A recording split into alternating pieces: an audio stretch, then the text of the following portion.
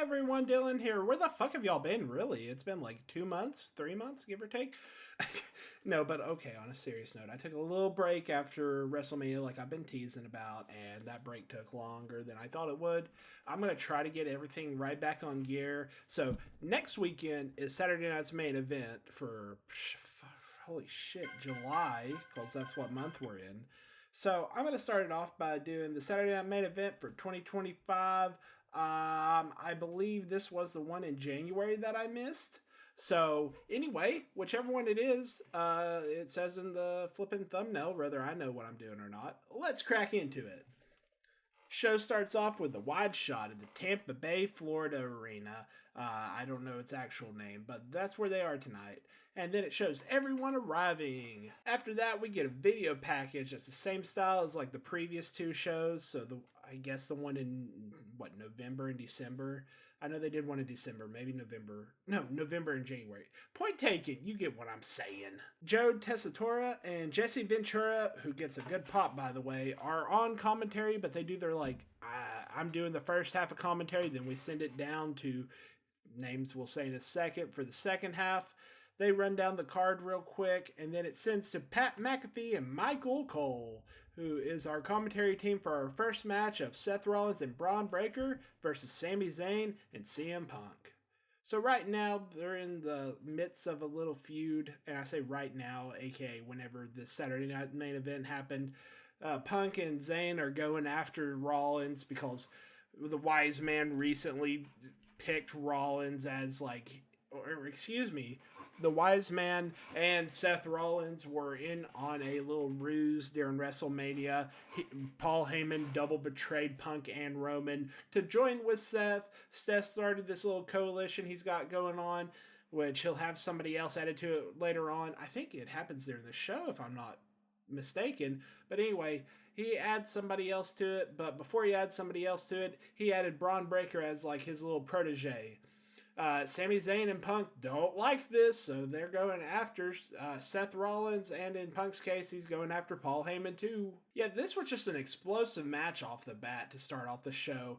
Not even a minute into it, Braun Breaker ends up diving onto Sami through an announcer's table. I think he was trying for either a shoulder breaker or a spear or something, but he dives off the apron to hit him with it. It's so sick. I definitely recommend watching this match. You want to get back into it. So I'm going to try this thing out where I just give the results and kind of give my little opinion like I was doing. So anyway, Sami would have won it for his team. He was going for a haluva kick, but Paul ended up grabbing his foot when he was going for it. That sick bastard. That distracts him long enough for Bronson Reed to make his return. He splashes Punk, who's against the barricade near the announce table. He splashes him right through it. It looks like it actually for realsies effing sucked to take. Why am I censoring myself? Fucking sucked to take.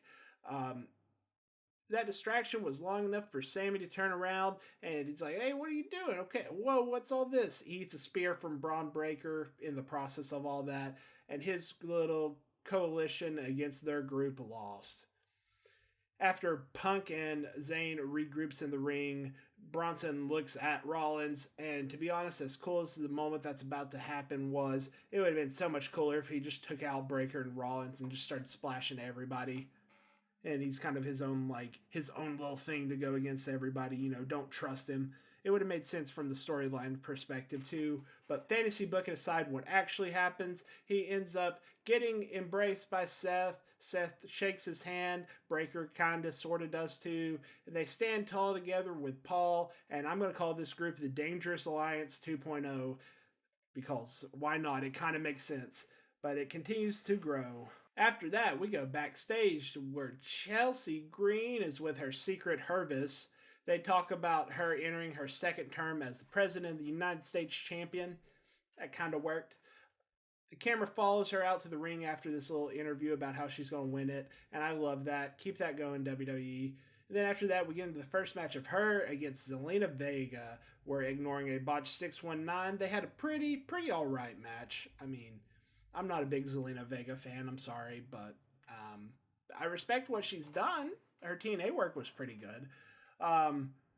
Anyway, My opinions aside, factually speaking, she ends up hitting a code red from the top rope, which it looks like Chelsea honestly ate a lot of that code red on her upper neck. By the way, side note, she ended up breaking her fucking nose, so oof, that sucks. So yeah, Chelsea ended up losing. Zelina wins. After that, they transition into the Cena versus Truth match, where Truth comes out and he's trying to act like Cena. He's got like, this was before Ron the Truth Killings. He's got his Ron Cena parody shirt on. He's doing the whole like salute the camera, run down the ring, throw it up, John Cena thing. But John took that as a sign of disrespect, so he clotheslined him in the ring. During this match, Cena hits Truth with a comeback, and then after that, Truth ends up hitting his own 5 moves of doom on Cena and gets a really close 2.5. I don't think it was a 2.9, but it was a really close 2.5, honestly. Towards the end of the match, Cena contemplates hitting Truth with the title, and he pauses long enough to give the title to the ref. It kind of looks like, he's not going to do it.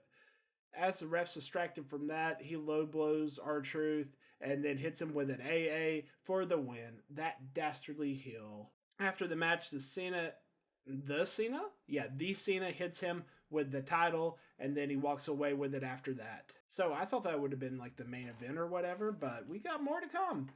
We get a high package for Drew. Sorry, I popped myself on accident. On my script, I put down Drew versus McIntyre. I think I meant Drew versus Priest. But before that happens, that match actually happens, Cena and Jay run into each other backstage, and Cena hints towards helping Logan Paul later to win the match. Just a little spoiler, because he wants to ruin wrestling. After that, we get into the cage match between Drew and Priest, where Priest ends up winning with a concerto at the end and then walks out of the door, which does feel a little heelish, and Jesse Ventura just goes off and he loses his shit about him just walking out like that. After reset and Jesse calms down, him and Joe ends up running down what has happened through the rest of the show, what the main event for tonight is, and then we get that main event of the Paul brother versus Jey Uso, where Jey Uso had the visual win against him, but Cena ends up pulling out the ref during the 3 count. Shenanigans happens, and after Cena beats up Jey for a bit, Cody makes his return, and he gets a pretty decent pop. He throws off Cena off of Jey. Jey hits a Uso splash on the Paul brother, and he retains his title. Cody picks up a mic and then throws down a challenge to the Paul brother and Cena versus him and Jey at Money in the Bank as we fade to black. So hear me out. This whole like Jey and Cody friendship that's building, I swear the way that they could end this is that they could have it to be like either way, honestly, we could have it to be like where Jay's like, oh, hey, I'm tired of you constantly getting involved in my business, bro. Get your own stuff. Get off my meat. Or we could have it Cody say that, honestly. But either way, this is a good little like slow build to maybe something happening between them. But also they could just be good friends for the rest of their careers, and that's all we get. Alrighty, thank you for tuning through this review. The review's over. Just going to plug real quick. If you like that review, hit the subscribe button. It's free. It helps me know what y'all like. Yeet. Also, if you would like, tune in. I got some shopkeeping to do, which will kind of answer what all's going on with the channel. Alright, to the shopkeeping portion, nothing crazy is going on with the channel. It's just like I said at the beginning, I've been gone for a while, so I've missed a lot of PLEs. I know by now we were probably at least halfway done with 2024 if I continued. I'm just going to reset everything on the timeline, and as far as I'm concerned, tomorrow / later on today, if this uploads on Sunday, I'll have maybe Saturday night 2024, the one I missed, or the one in 2025 I missed, whatever. I might have that one uploaded. I might have a different PLE uploaded, but just tune in. There might be some madness up on this channel. Point taken. We're going to reset everything as far as the timeline's concerned. We're going to start from scratch. And then after we start from scratch, let's see here, Monday, hopefully the podcast will come out. If not, it'll be Wednesday, but I'm going to aim for Monday. Either way, stick around, tune in. We got some wrestling and a lot of it coming up on this channel. So I'll leave you with my normal. Bye! See ya probably Monday.